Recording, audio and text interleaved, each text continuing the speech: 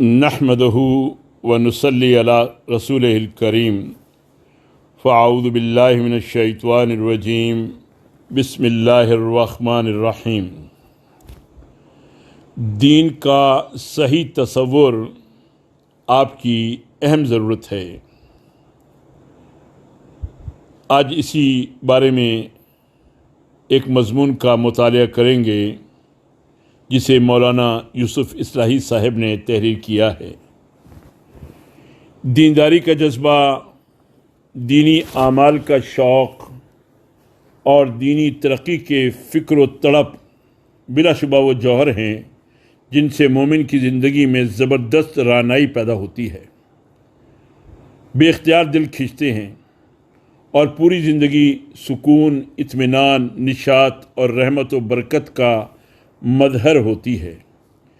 یہ پرسکون، بابرکت اور پاکیزہ زندگی نہ صرف اپنے لیے بلکہ پورے ماحول کے لیے رحمت ہوتی ہے۔ لیکن بہت سے لوگ سماج میں دیندار کہے جاتے ہیں، وہ خود بھی اپنے کو دیندار سمجھتے ہیں اور وہ اپنی دینداری پر مطمئن ہی نہیں بلکہ فخر کرتے ہیں۔ سماج بھی دینداری کہتا اور سمجھتا ہے، لیکن ان کی دینداری سے لوگ مطمئن نہیں ہوتے، ذہن الجھتے ہیں۔ دراصل دینداری کی خیر و برکت اور فیض و رحمت کے وہ اثرات ان کی زندگیوں میں نہیں پائے جاتے جو دینداری کے لازمی ثمرات ہیں۔ ان کی دینداری کے بارے میں خوشگمانی نہیں پیدا ہو پاتی، نہ ان کی زندگیوں میں کوئی کشش اور رعنائی نظر آتی ہے، نہ وہ خود اپنی زندگی میں کوئی سکون و نشاط محسوس کرتے ہیں اور نہ دوسروں کو ان کی زندگی میں کوئی رحمت و برکت نظر آتی ہے۔ ذہن میں خاموش سوال ابھرتا ہے کہ آخر ایسا کیوں ہے؟ وجہ دراصل یہ ہے کہ یہ لوگ دین کے صحیح تصور سے نا آشنا ہوتے ہیں، حقیقی دینداری سے ناواقف ہوتے ہیں اور چند اعمال یا چند دینی مظاہر کو وہ اصل دین سمجھتے ہیں، یا پھر زیادہ سے زیادہ ان چند چیزوں پر ان کے فکر و عمل کی پوری قوت صرف ہوتی ہے جو ان کی نظر میں دین کا حاصل اور اعلیٰ دینداری کا مظہر ہوتے ہیں۔ حالانکہ اس میں دین کے مزاج، دین کی فکر اور دین کی رہنمائی اور فیصلے کو بہت کم دخل ہوتا ہے۔ وہ خالص ان کے اپنے ذہن کا مزعومہ اور اپنی فکر کا خود ساختہ دینی عمل ہوتا ہے، اور قلوب میں اس کے لیے کوئی کشش، کوئی قدر و قیمت اور کوئی عظمت و منزلت نہیں بھرتی، بلکہ بعض اوقات وہ عمل دینداری سے بیدار کا سبب بنتا ہے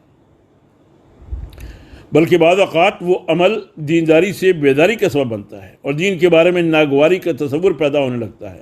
حالانکہ اس بیزاری اور ناگواری کا حقیقی سبب دین ہرگز نہیں ہوتا، بلکہ دین کا مظاہرہ کرنے والے دینداروں کا وہ غلط عمل ہوتا ہے جس کو انہوں نے اپنے ذوم میں دینداری کا کارنامہ سمجھ کر اختیار کر رکھا ہے، اور اس طرح وہ دین کے دروازے پر بیٹھ کر دین کے نمائندے بن کر اور دینداری کا مظاہرہ کر کے دین سے دور کرنے اور دین کی راہ روکنے کا سبب بن جاتے ہیں۔ یہ صحیح ہے کہ اس میں ان کے کسی برے ارادے کو دخل نہیں ہوتا، لیکن ان کی سادہ لوہی بلکہ فہم دین سے محرومی کو ضرور دخل ہوتا ہے۔ ہو سکتا ہے اس میں علم کی کمی بھی ایک سبب ہو، لیکن حقیقی سبب دین کے فہم، دین کی بصیرت، دین کے مزاج اور دین کے صحیح اور کامل تصور اور دین کی روح اور منشا کو نہ سمجھنے کی نادانی ہوتی ہے۔ دین میں اصل چیز معتقدات ہیں، پھر فرائض و ارکان ہیں، اور اس کے بعد مستحبات و مندوبات ہیں۔ کچھ چیزیں مقدم ہیں اور کچھ چیزیں ان کے بعد، کچھ چیزیں بہت ضروری ہیں اور کچھ پسندیدہ اور مباح ہیں، اور دینداری یہی ہے کہ اس ترتیب کو کبھی بھی نہ فکری طور پر نظر انداز کیا جائے اور نہ عملی طور پر۔ بعض اوقات لوگ فرائض و واجبات سے صرف نظر کر لیتے ہیں اور کبائر و منکرات سے اجتناب کی اہمیت محسوس نہیں کرتے، مگر کسی ایک پسندیدہ اور مندوب عمل یا دین کے کسی ایک حکم کو اپنے تصور کے مطابق اتنی اہمیت دے دیتے ہیں کہ وہی ان کے نزدیک دینداری اور بے دینی کا معیار بن جاتا ہے۔ ایسے لوگ خود کو بھی مطمئن کرنا اور رکھنا چاہتے ہیں کہ وہ دیندار ہیں اور دین کے تقاضے پورے کر رہے ہیں، اور دوسروں پر بھی یہ اثر ڈالنا چاہتے ہیں کہ سبحان اللہ، فلاں صاحب نے تو دین کا حق ادا کر دیا۔ ایک شخص نے معصوم بچی کا روزہ رکھوایا۔ سخت گرمی کا موسم ہے، لو چل رہی ہے، گرمی کی شدت سے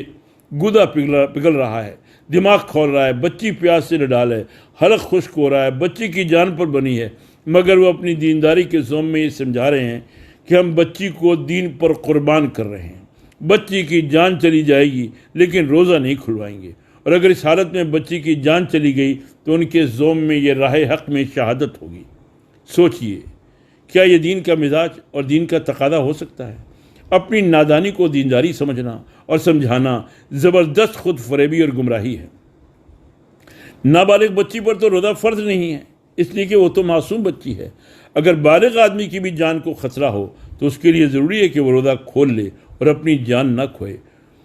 فرض کیجئے کسی بستی میں آگ لگ گئی ہے، مکان جل رہے ہیں، شعلے بھڑک رہے ہیں، بچوں اور عورتوں کی چیخیں نکل رہی ہیں، قیامت کا منظر ہے، اور آپ نفل نماز نہیں بلکہ فرض نماز پڑھ رہے ہیں، تو دین یہ نہیں کہ آپ اپنی نماز پوری کرنے میں لگے رہیں اور بے گناہ بچوں اور عورتوں کو یوں ہی جلنے دیں، بلکہ دین یہ ہے کہ آپ فوراً ہی نیت توڑ دیں اور مقام حادثہ پر پہنچ کر ان آفت رسیدہ عورتوں اور بچوں کو آگ سے بچائیں۔ اگر کوئی شخص اس کے برخلاف بستی اور آگ سے صرف نظر کر کے نماز پڑھتے رہنے ہی کو اعلیٰ دینداری قرار دیتا ہے تو وہ فکری گمراہی میں مبتلا ہے۔ یقیناً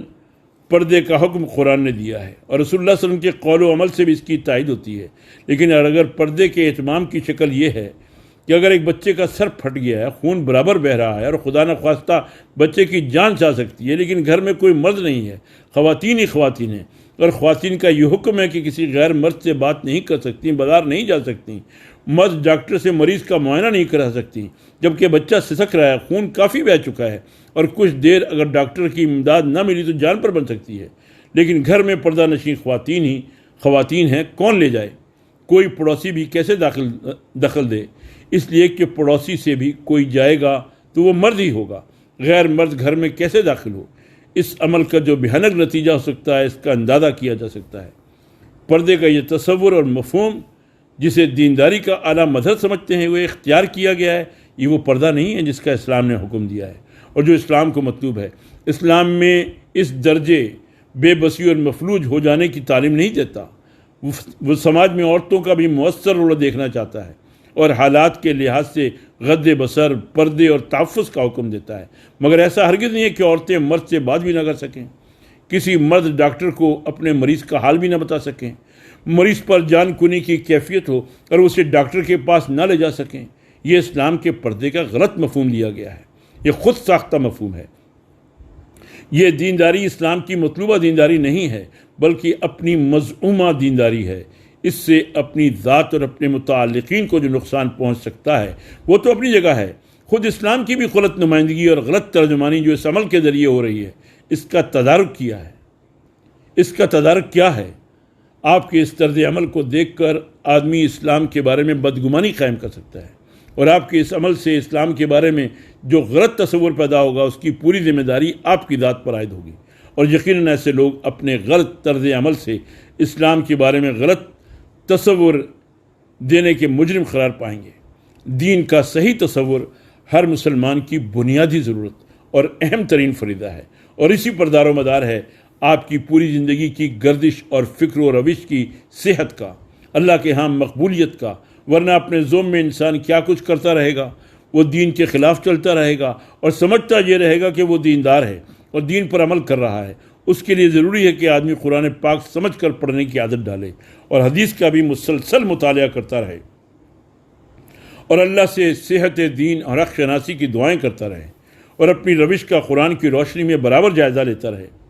قرآن و حدیث کے مطالعے کے ساتھ ساتھ سیرت و حدیث رسول صلی اللہ علیہ وسلم، سیرت صحابہ رضی اللہ عنہ اجمعین کے مطالعے کا بھی ضرور اہتمام رکھے۔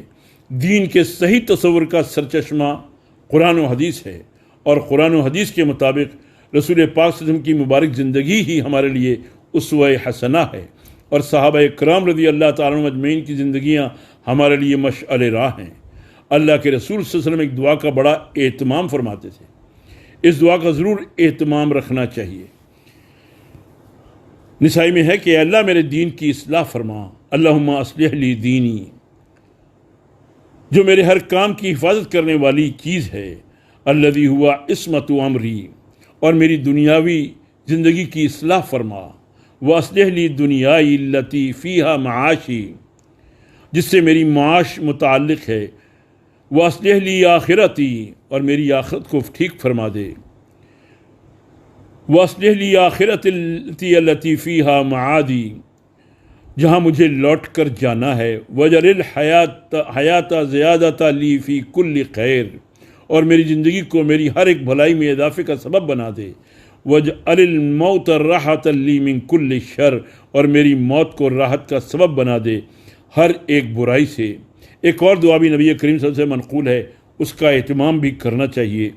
اللہم ارنا الحق حقا وارزقنا اتباعہ وارنا الباطل باطلا وارزقنا اجتنابا۔ اے اللہ مجھے حق کو حق کر کے دکھا اور اس کی اتباع کی توفیق عطا فرما، اور باطل کو باطل ہی کر کے دکھا اور اس سے بچنے کی توفیق ارزانی فرما۔ اللہم ارنا الحق حقا وارزقنا اتباعہ وارنا الباطل باطلا وارزقنا اجتنابہ۔ اے اللہ مجھے حق کو حق کر کے دکھا اور اس کی اتباع کی توفیق عطا فرما، اور باطل کو باطل ہی کر کے دکھا اور اس سے بچنے کی توفیق ارزانی فرما۔ وما علینا الا البلاغ۔